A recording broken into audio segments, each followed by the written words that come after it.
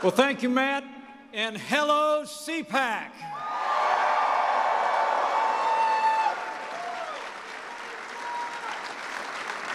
It is great for us to be back at CPAC 2019, the largest gathering of conservatives anywhere in America.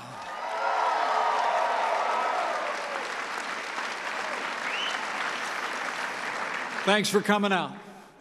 And I'm honored to be joined here by thousands of conservatives in our nation's capital, but I also want to give a shout out to all those great conservatives watching across this country, especially all of our friends joining us live from Lynchburg, Virginia at Liberty University. I'll see you in May.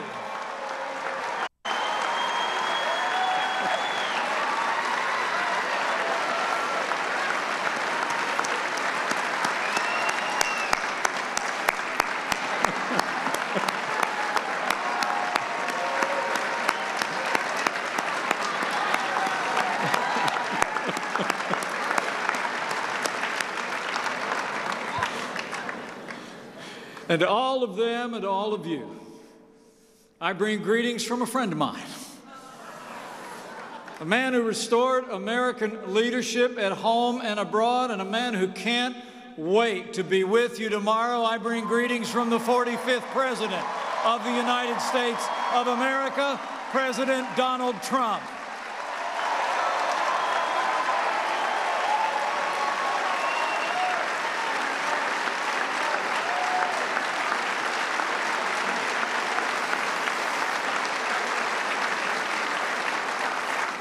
You know, it's the greatest honor of my life to serve as Vice President to a president who gets up every day and fights to keep the promises that he made to the American people.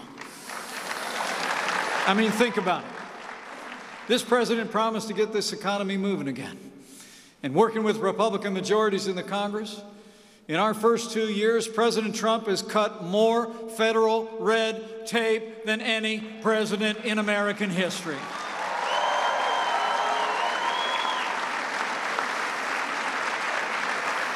We've unleashed American energy, and now the United States is the largest producer of oil and natural gas in the world.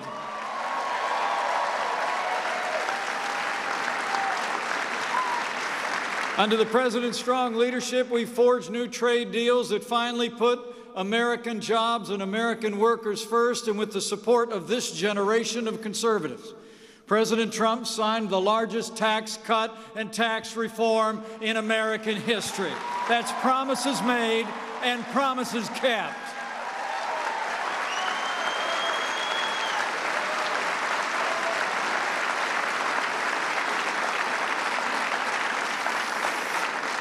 We cut taxes across the board for working Americans, for American businesses. And we cut out the core of Obamacare. The individual mandate is gone.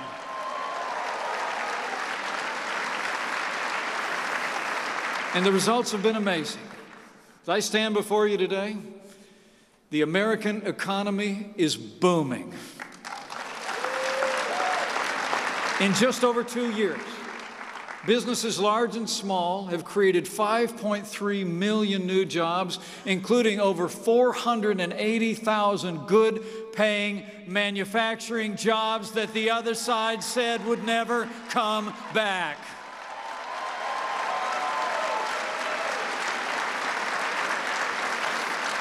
Unemployment has hit a 50-year low, and more Americans are working today than ever before in the history of this country. The unemployment rate for women has hit a 55-year low, and the unemployment rate for Asian Americans, Hispanic Americans, and African Americans has reached the lowest level ever recorded in American history.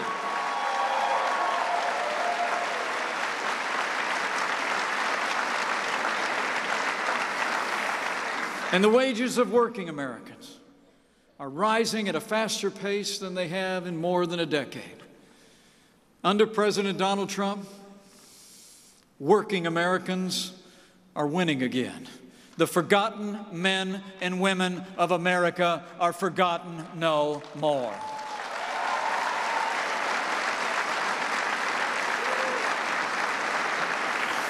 Everywhere you look, confidence is back. Jobs are coming back. In a word, America is back, and we're just getting started.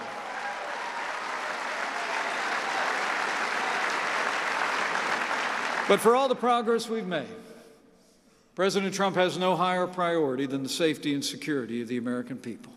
And from the first days of this administration, this president has worked to make the strongest military in the history of the world stronger still.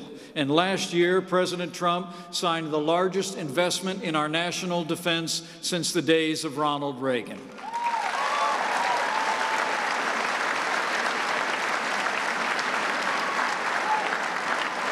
We're modernizing our nuclear arsenal, updating missile defense, and before the year is out, President Trump will launch the 6th branch of our armed forces, the United States Space Force.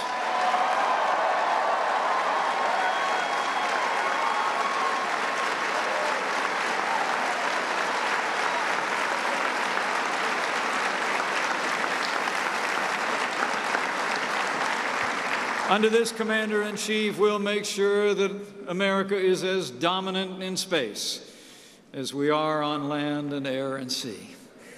So we're rebuilding our military. We're restoring the arsenal of democracy.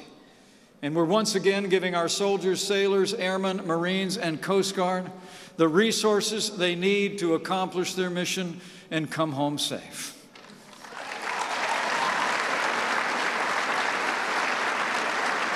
And we're also standing with our veterans and all the men and women who have worn the uniform of the United States, and we restored accountability to the VA. We're finally giving our heroes access to the world-class health care that they earned in the uniform of the United States. Veterans' choice is here.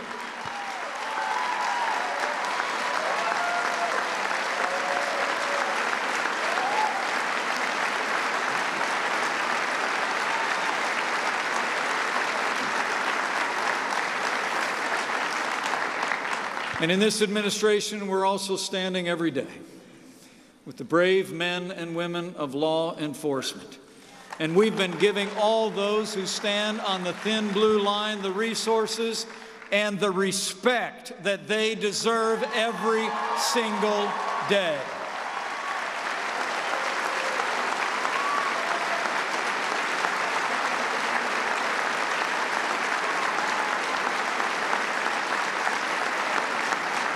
And that includes the courageous men and women of Customs and Border Protection who put their lives on the line every single day. Under this president and this administration, we will never abolish ICE.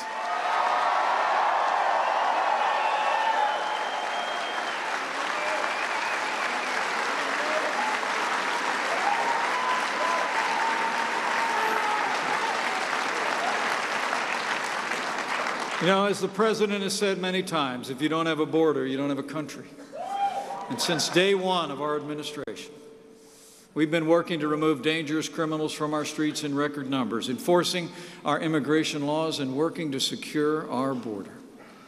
And we've already started to build that wall.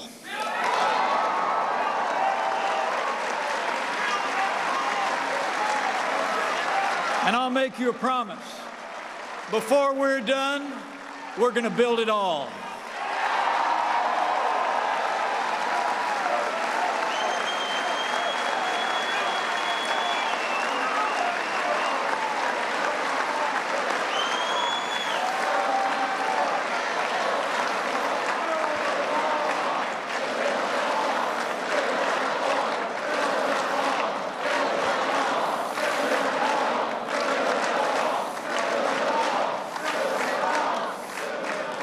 Oh, we're building it. As the president often says, don't worry about it. Make no mistake about it, folks. No matter what you hear from the Democrats and their allies in the media, We have a crisis at our southern border. And it's like nothing we've ever seen before. For the first time ever, the majority of illegal immigrants coming into our country are unaccompanied minors and families. Families that are being exploited by drug cartels and human traffickers, encouraging them to make the long and dangerous journey north at a great financial price and often at a great price to themselves and their safety and well-being. You know, when President Obama in 2014 said we had a humanitarian crisis at our southern border, 120,000 minors and families crossed our border illegally. Last year, there were 145,000. And in the last 4 months alone, more than 120,000 unaccompanied minors and families have been apprehended at our southern border. Now, Democrats want to say it's a manufactured crisis, but the only thing that's manufactured is their outrage.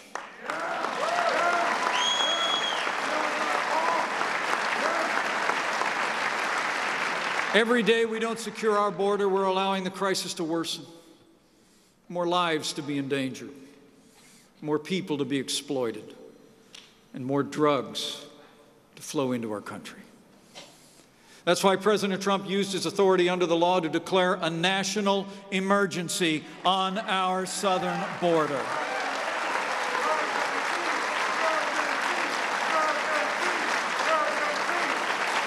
But now Democrats are trying to stop the president from exercising the authority that the Congress gave him to address this real crisis.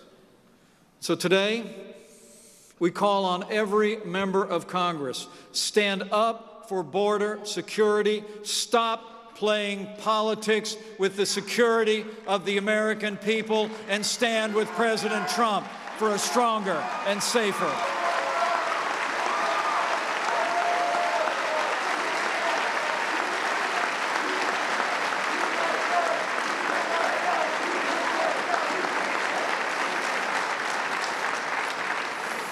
With his renewed commitment to law and order, this president's also been busy seeing to our judicial branch.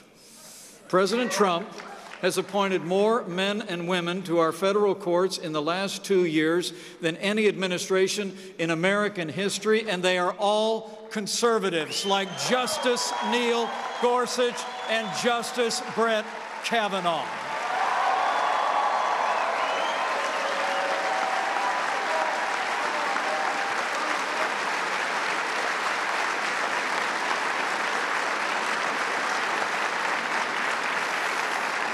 And they're conservatives who will uphold all the God-given liberties enshrined in our Constitution, like the freedom of speech, the freedom of religion, and the Second Amendment right to keep and bear arms.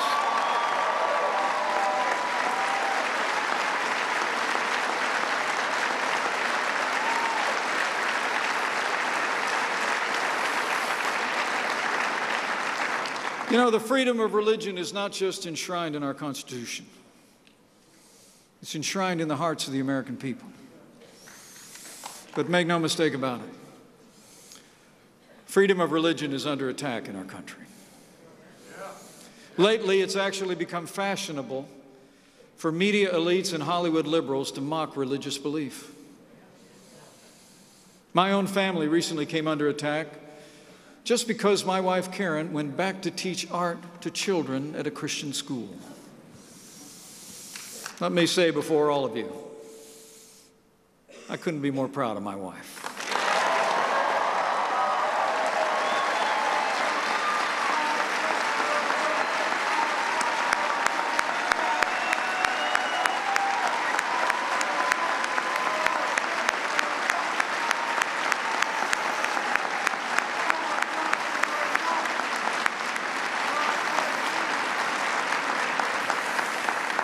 She's a Marine Corps mom. She's a great school teacher, and Karen Pence is a great second lady for the United States of America.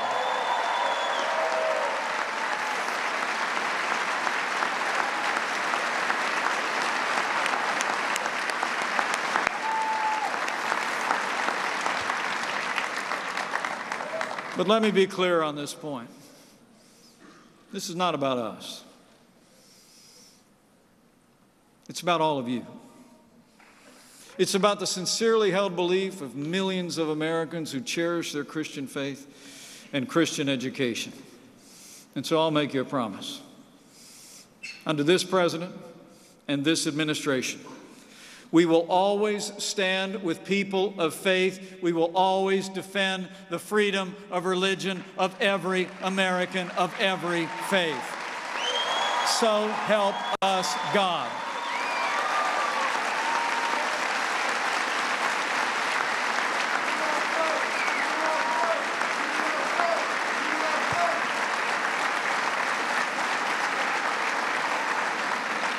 And as we reflect on our God-given liberties, I got to tell you, I couldn't be more proud to serve as vice president to the most pro-life president in American history.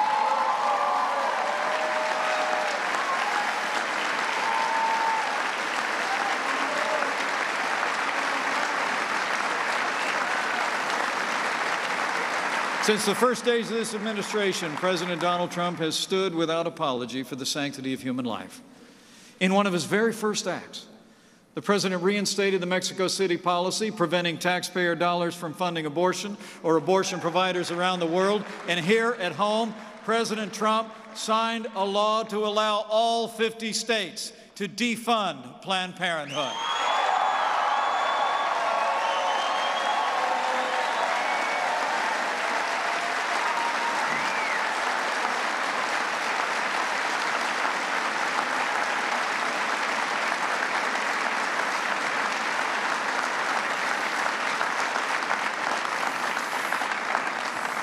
Life is winning in America once again. But for all the progress we're making, tragically, at the very moment that more Americans than ever before are embracing the right to life, leading members of the Democratic Party are embracing a radical agenda of abortion on demand. In state legislatures across the country, Democrats have endorsed late-term abortion. The Democrat governor of Virginia openly defends infanticide. And just 4 short days ago, Democrats in the Senate, including every Democratic senator running for president, voted against a bill that would prevent newborn babies who survived failed abortions from being killed. You know, I've long believed that a society can be judged by how it deals with its most vulnerable. The aged, the infirm, the disabled, and the unborn. With Democrats standing for late-term abortion, infanticide, and a culture of death, I promise you, this president, this party, and this movement will always stand for the unborn. We will always defend the inalienable right to life.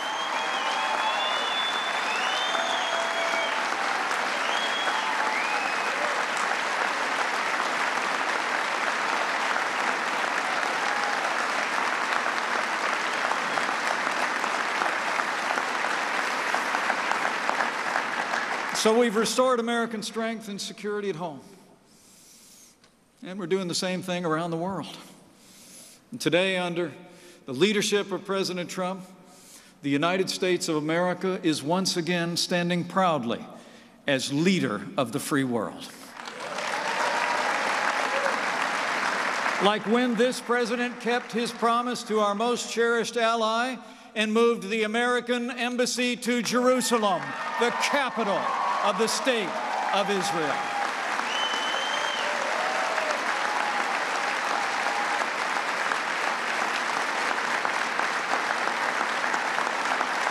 So we've stood with our allies, and we've stood up to our enemies. We've taken the fight to radical Islamic terrorists on our terms on their soil. In Iraq and Syria, thanks to the courage of our armed forces and our coalition partners, the ISIS caliphate has been decimated, and our troops have liberated 5 million men, women, and children.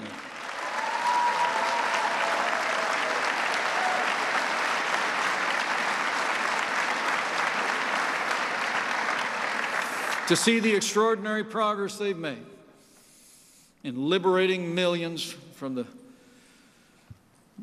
vicious grip of ISIS. I say with conviction again what has been said throughout history. The armed forces of the United States are the greatest force for good in the history of the world.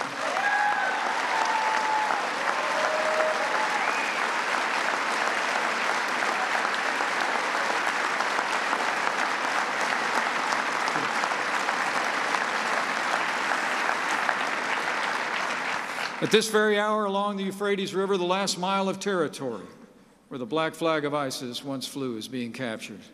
And in the wake of these gains, President Trump has announced that the United States will begin to hand the fight off to our partner and bring our troops home. But be assured of this, we will keep a strong presence in the region. We will get our allies to do more in the fight against ISIS, and together we will hunt down and destroy the remnants of ISIS wherever and whenever they rear their ugly head, so they can never threaten our people or our allies again.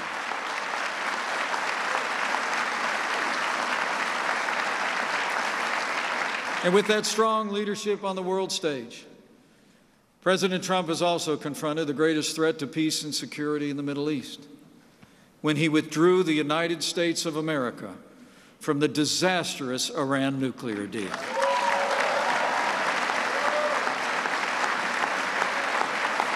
The Islamic Republic of Iran is the leading state sponsor of terrorism in the world. Iran supports terrorist proxies, fuels conflicts in the region, plots terrorist attacks on European soil, and openly advocates the destruction of the State of Israel. 2 weeks ago, Karen and I stood and prayed at the Auschwitz-Birkenau Nazi death camp in Poland.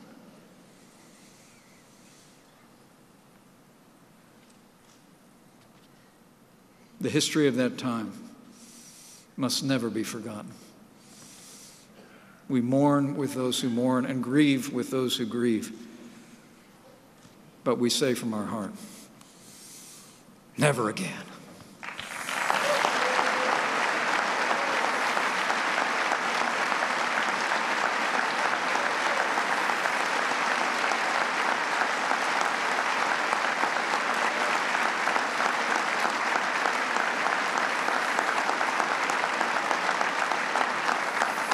As we stood in that place, I thought, when authoritarian regimes breathe out vile anti-Semitic hatred and threats of violence, history teaches we must take them at their word.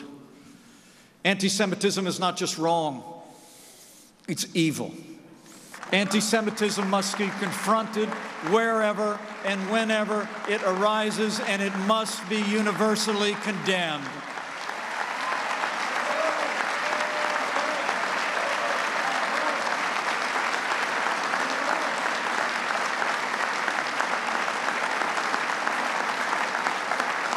The Iranian regime openly advocates another Holocaust and seeks the means to achieve it. But I can assure you, under President Donald Trump's leadership, America will continue to stand strong. We will continue to oppose Iran, its malign influence, and I promise you, under this president, America will never allow Iran to obtain a nuclear weapon.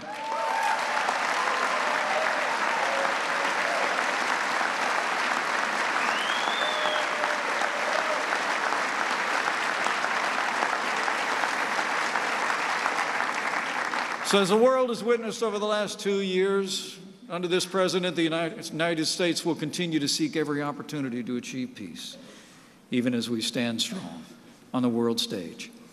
We'll approach every challenge with our eyes wide open. President Trump deals with the world as it is, not as we wish it would be. And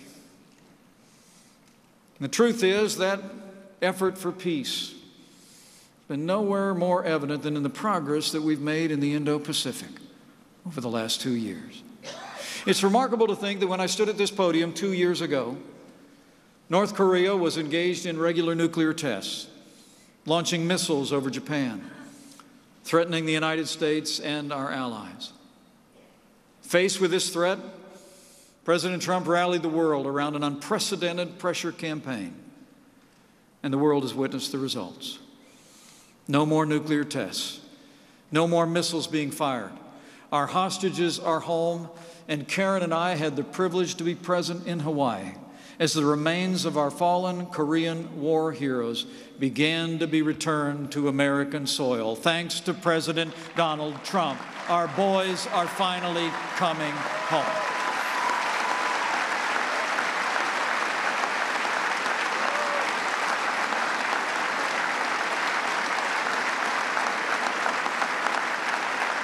Now, last night, President Trump returned from a second historic summit with North Korea in Vietnam.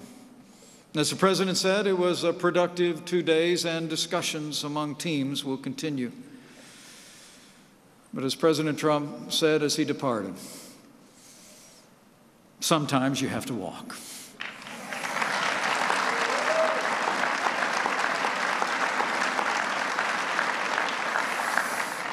And I can assure you, after decades of failure with North Korea, under President Trump's leadership, America will not repeat the mistakes of the past. We will keep seeking peace. But for the sake of our security, the sake of the people of the Korean Peninsula, President Trump will stand firm until we achieve the complete denuclearization of North Korea.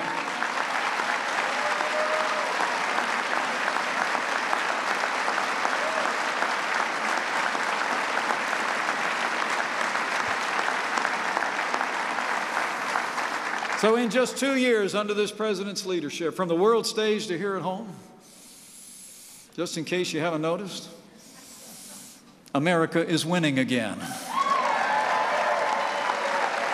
And I don't know about the rest of you, but I'm not getting tired of it. But to keep on winning, my fellow conservatives, we have a choice to make in the next 20 months.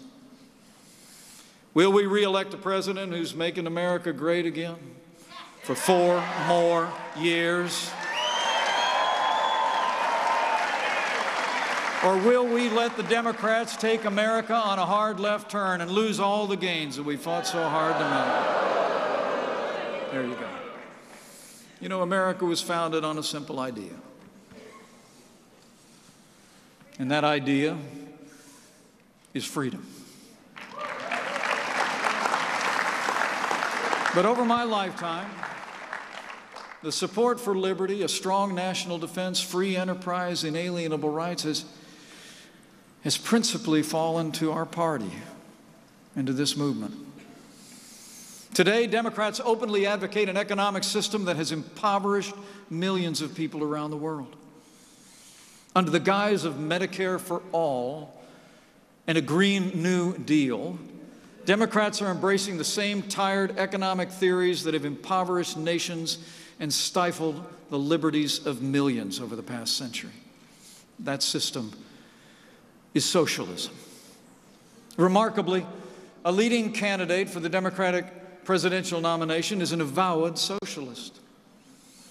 But it's not just him. Bernie's been joined by a chorus of candidates and newly elected officials who have papered over the failed policies of socialism with bumper sticker slogans and slick social media campaigns. What they're actually offering is just more of the same. More taxes, more spending, more government, and less freedom. It was freedom, not socialism, that gave us the most prosperous economy in the history of the world. It was freedom, not socialism, that ended slavery, won 2 world wars, and stands today as the beacon of hope for all the world.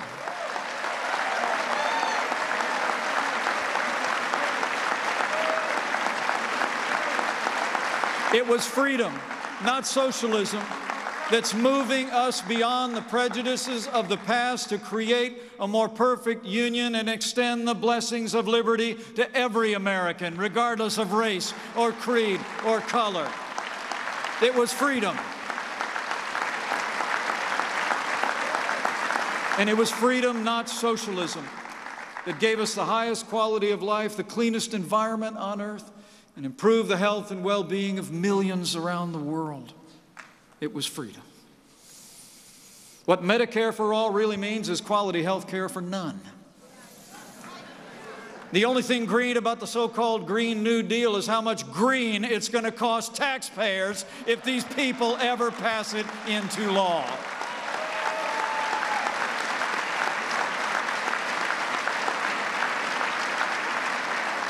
You know, Margaret Thatcher probably said it best. The trouble with socialism is that you eventually run out of other people's money.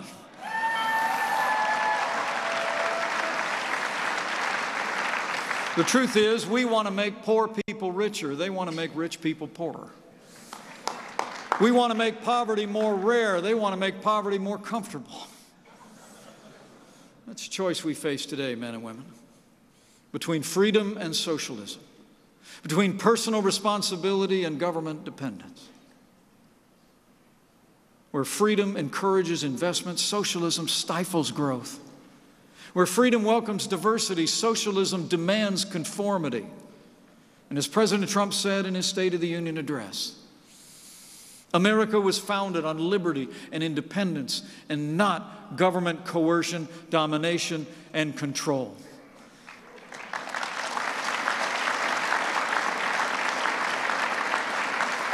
The moment America becomes a socialist country is the moment that America ceases to be America.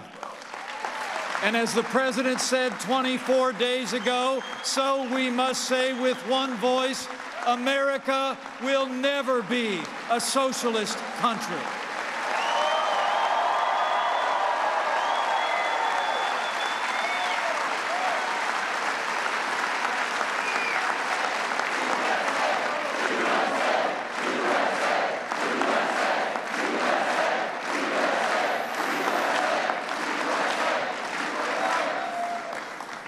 We know where socialism leads. You want socialism? Just look at Venezuela.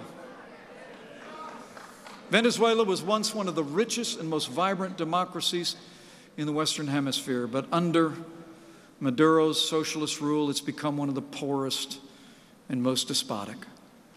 Today, more than 9 out of 10 people live in poverty in that once rich country. More than 3 million Venezuelans have abandoned their homes and fled the brutality of the Maduro regime.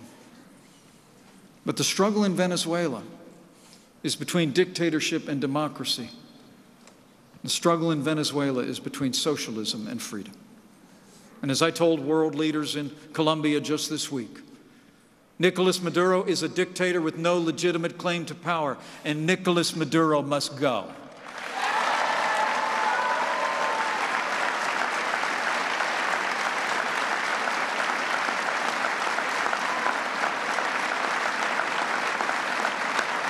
The truth is, Venezuela needs what America has.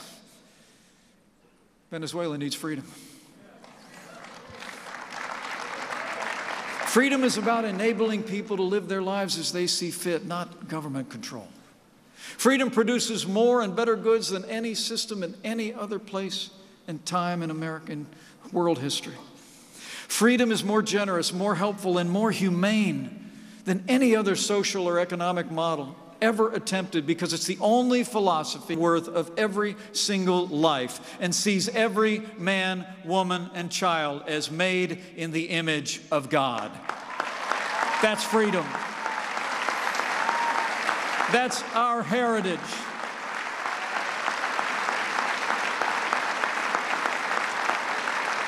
And freedom works.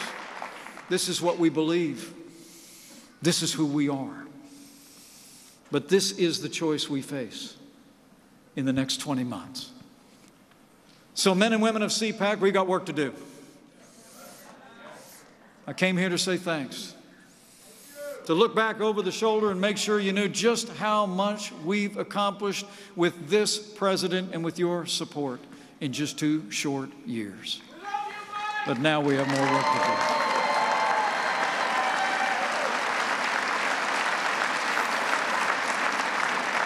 But now we have more work to do. It's just as we did in 2016, 20 months from now, the American people are going to face a choice once again. You know, 2 years ago in Poland, President Trump declared, and I quote, "The fundamental question of our time is whether the West has the will to survive." As we gather here today, we must ask our movement the same question. As the President went on to say that day, in his words, do we have the confidence in our values to defend them? Do we have enough respect for our citizens to protect our borders? Do we have the desire and the courage to preserve our civilization? Looking out across this room, looking out across this great movement, I know we do.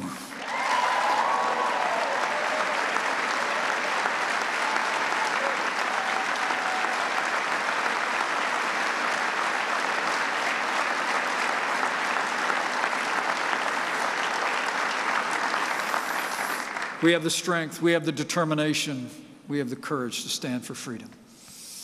Because I have faith. Faith in the American people. That if we go out and speak freedom to the people of this nation every day in the next 20 months, that if we lay out a vision for a boundless American future based on timeless American principles, if we lay out a choice between freedom and socialism, the American people will choose freedom every single time.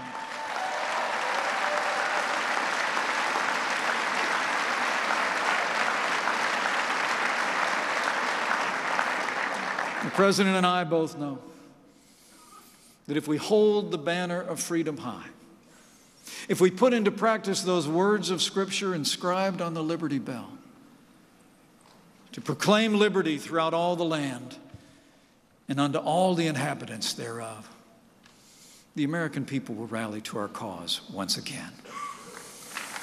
We will keep on winning.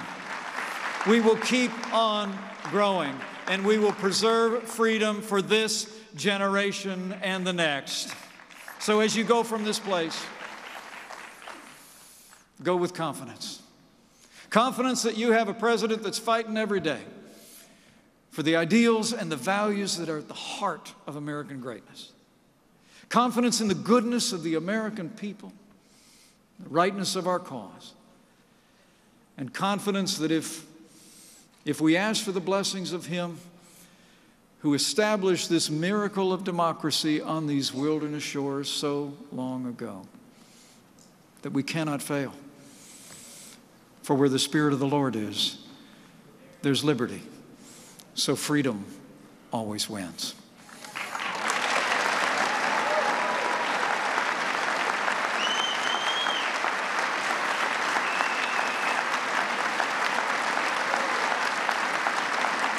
So men and women of CPAC, it is great to be with you today.